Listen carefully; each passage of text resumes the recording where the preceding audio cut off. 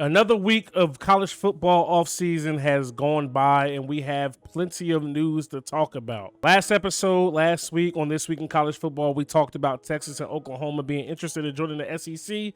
Well, now they have officially requested to become a part of the SEC, and this will take place in 2025. The SEC Commissioner Greg Sankey had this to say. University of Oklahoma and the University of Texas today submitted formal requests for invitations to become members of the Southeastern Conference in 2025. While the SEC has not proactively sought new members, we will pursue significant change when there is a clear consensus among our members that such actions will further enrich the experiences of our student athletes and lead to greater academic and athletic achievement across our campuses.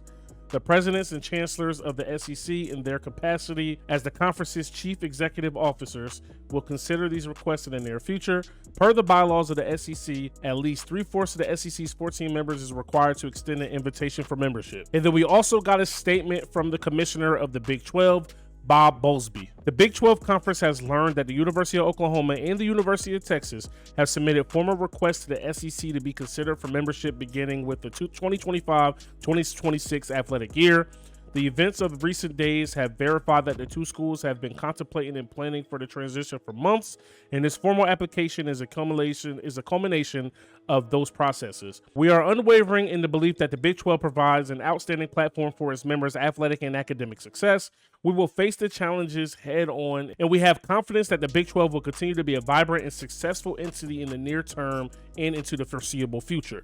Now, according to ESPN's Heather Dinich and Mark Schwalbach, SEC presidents and chancellors will hold a meeting Thursday to discuss the logistics of potentially adding Oklahoma and Texas to become a 16-team super conference. The meeting will come on the heels of Oklahoma and Texas formally requesting membership beginning in July 2025, when their media rights agreements with the Big 12 have concluded. A source told Dinich and Schwalbach on Tuesday, there's still a lot of legal work for the Sooners and Longhorns program to handle before they can join the SEC, so it's unclear whether a formal vote, which will require approval from 11 of the 14 current members of the conference, will be held during the meeting. There's a lot to do in a short amount of time in order to get the vote by Thursday, the source told ESPN. And per Dinich and Schwalbach, if Texas and Oklahoma were to try to leave the Big 12 before 2025, it could cost each school anywhere between $75 and $80 million. Now, more realignment news. The Big Ten has stated they have little to no interest in expansion. Last time they expanded was back in 2014 when they added Maryland and Rutgers. It's crazy that it's even been that long. But with teams like Texas and Oklahoma on the move in the foreseeable future, I feel like expansion and more realignment is pretty much inevitable, and we're definitely going to see more as things progress, and probably going to see more announcements over the next few years. Now, last week we talked a lot about Alabama, Coach Saban, and the NIL laws. Now, like Nick Saban stated, some teams and some players are going to be getting far more deals than other schools and other players. And Stanford head coach David Shaw had this to say. A kid gets a 7-figure deal before he even starts a game. That's fair market value? I don't think that's fair market value. That's Alabama value. And with things like that, I mean, it's just like tomato, you know what I'm saying? So you got brands like Nike, you got brands like Under Armour, you got brands like Adidas. Nike, for some things, can charge more than Adidas, can charge more than Under Armour. That's just how things go. Nick Saban and his coaching staff, they have built up the brand of Bama by becoming winners and by becoming a marketable school, a school that we always see. Yeah, Stanford is stuck on the West Coast, and a lot of people probably don't see them play as much, but Stanford also isn't winning a ton of national championships over the last 10 or 15 years either. So that's going to be one of the topics we're probably going to see a lot amidst this NIL rule change, especially with it being so new. There's going to be a lot of coaches afraid to lose more recruits to the bigger schools because, a lot of kids are going to be wanting to chase money. A lot of kids aren't going to really be thinking about the academic part of school anymore. And they're going to go where they can become, a household name, make money, and then move on to the NFL. But you can't really knock a kid for that, especially since a lot of these college athletes come from impoverished backgrounds. They're trying to go to college to make money, to make sure their family's straight. And if they're going to have the opportunity to do it a lot quicker while they're in college at a program like Alabama over Stanford, it just is what it is. Already in recruiting, there's the top schools that get the top players, and then there's everybody else that just kind of has to fall in line. And I don't really see the NIL making it that big of a difference because most kids want to go to the top level programs already. Staying with the NIL rule change, the NCAA has announced that Reggie Bush will not be getting back his Heisman. Do I think that's BS? Absolutely. Let's think about the marijuana laws, right? A lot of marijuana laws have changed throughout the country, right? Marijuana is becoming decriminalized. It's becoming legal for recreational use.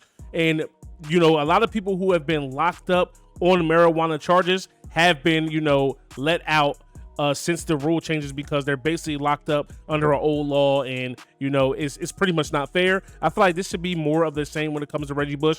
Yes, in theory he broke the rules, but it was always a BS rule to begin with. So you guys let me know down in the comment section below how you feel about that.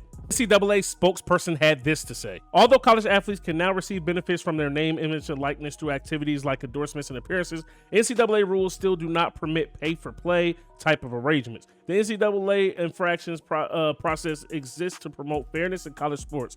The rules that govern fair to play are voted on, agreed to, and expected to be upheld by all NCAA members. If you think with the new NIL rule that there still won't be some type of pay to play, then you must be outside your mind.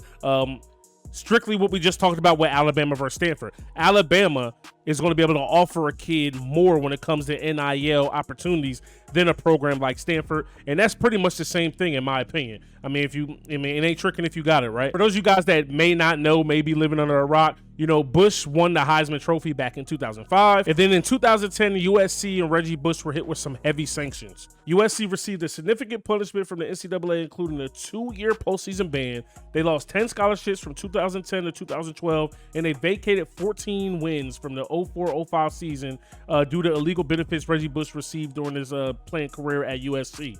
Now, with all those sanctions, even though Reggie Bush's stats are no longer official, they were still pretty amazing. He had 1,740 rushing yards, 478 receiving yards, 493 kick return yards, 179 punt return yards, and 19 touchdowns. Now, even though I'm a Miami fan, we got some pretty big news out of Florida from one of our rivals.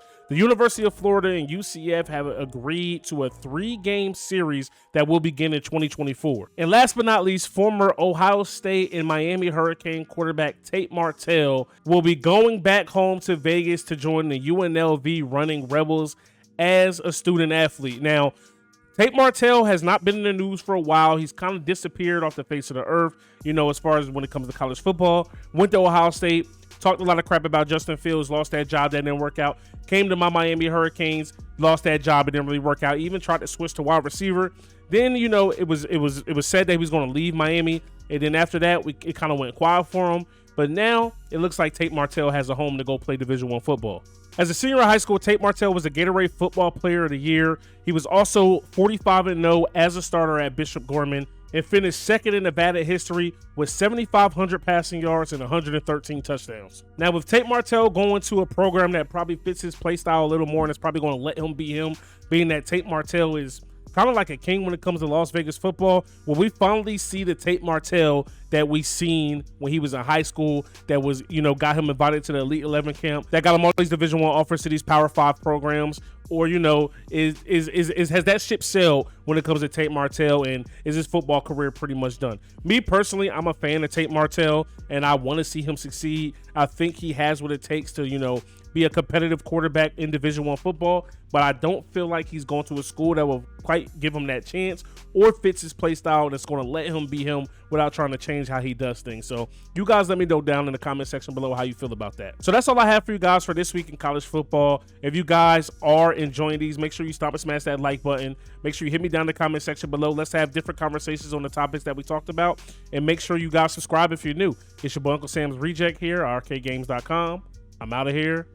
Peace. Letting you go, I was just letting you know. I know the weather is cold, but you on your own. I ain't no regular Joe, you should've left me alone. I'm in the zone, I'm where the predators roam. We at the Senate in Rome, and I'm on the throne. This ain't no regular poem, this ain't that regular tone, no. Do you follow me?